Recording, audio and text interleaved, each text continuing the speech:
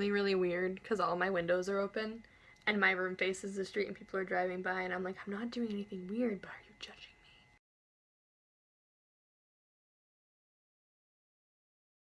me? Wow, just look at this glorious contour. Look at how messy she is. Look at how nice that one is. What is even happening? So you're going to take your sponge and you're going to put it underneath your cheekbones and on your nose. Obviously, some of these are optional. Any other place that you feel needs to be contoured. Alright, so normally you would contour underneath your chin too. I don't like to, and considering I'm doing 3 different types of contour in the next like 2 minutes, I don't really have time to take it all off. But once you have it like this, you can use your finger or a brush or whatever you're using to kind of blend out. This is the same sponge I used for my Ben Nye foundation because I filmed that all of like 30 seconds ago. So I like to take it and I like to, after running my fingers through it, kind of just, especially underneath, and then work my way up and kind of blend out the color if you're not looking for a super dark one. If the goal is to have sunken in cheeks, obviously you would do that very differently. But for this, the goal is kind of, because I'm just kind of showing you how to use Ben Nye to contour. I don't know what it's going to look like under stage lights off the top of my head.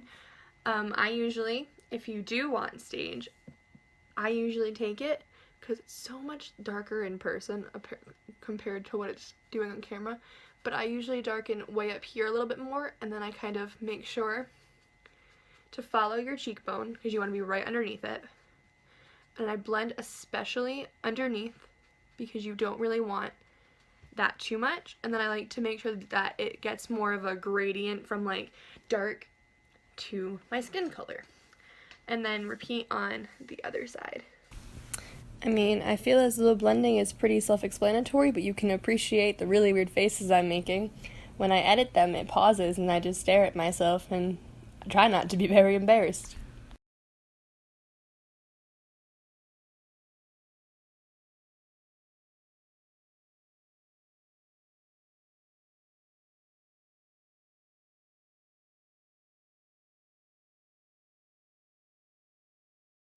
Okay, so this is completely optional, but what I like to do is, because I don't take the darkest contour shade that I have in this 4 set, I take this, oh, she's a mess, excuse her. I take this I take this, I don't know what I'm saying. I take this one, and sometimes I will take this one right here, and just a little bit here, and a little bit here. I used to words are not coming easy to me, much better when I didn't have the little pieces of my bangs, because I used to be able to pull them out of the way without having to hold them, and I just blend that in. Sometimes I do it around my nose, and that's basically how I do this one. If you don't like it here, you can always take your foundation sponge and dab over it, dab under it, blend it in as much as you'd like. I don't like to blend mine all that much because I feel like she looks nice, and then someone's like, you didn't blend. Listen, blend until you feel like you have blended enough.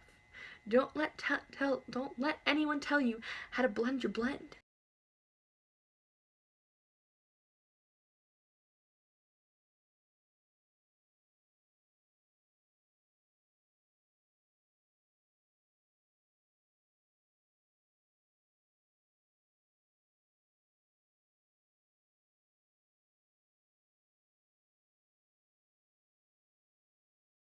Go right underneath your cheekbone and you do your dab, and then you want to push up but not onto your cheekbone, just to kind of blend. Same thing with your forehead, is dab and then blend up, but your chin jawline area is different. You want to dab and then you want to drag down. I don't know exactly why. I think it's to blend it in. I do it because I think it blends it into your neck. So you want to take your blush. I have the Ben Nye blush that came in just the set that I had gotten. And you want to, just the tips of your brush. I like a dark blush, so I want to tell you now, you can stop when you're ready to stop. But you want to go right above your contour. And I like to drag up. I know a lot of people say you start here and you drag down. I like to start midway, drag up, and then once I don't have a lot of product left on my brush, I like to drag down. But remember, you have to blend it into your contour, because if you don't blend them together, you're going to look like Napoleon. Is that how it's pronounced? Napoleon ice cream? I call it Napolitanolean ice cream. And then you want to repeat that on the other side. So you want to take your highlight. Oh, there it is. Okay, so disclaimer, I have never tried this, but I have been warned that highlighter does not show up very well on stage, so I would not attempt this without double checking with whoever designed your makeup. If nobody designed your makeup, I guess try it once and then ask the director or stage manager what they think, because it might come off very bad. But if you're not going to be under stage lights, I like to take it on the edge of my brush, the side, rub down, and then draw little circles like you're welding right on the edge of your blush, so that way it blends as you go. And then take it up a little bit, repeat on the other side.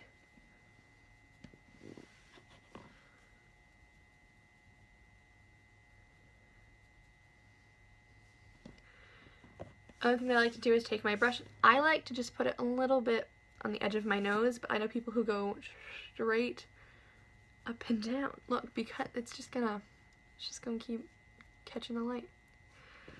Another thing that I like to do is I need to get the brush for this, because of course I don't know where my little highlight brush is. If you want to take a smaller brush than what you had before, dip the top in and go underneath your brow bones,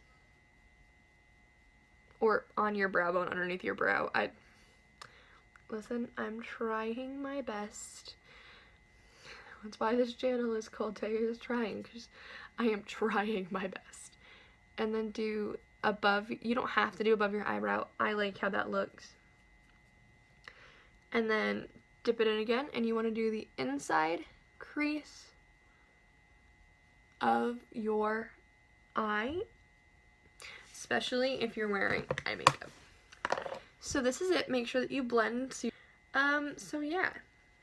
Thanks for watching. Any questions or suggestions can be left below. Facebook or at tae_tries_makeup on Instagram. Thanks for watching.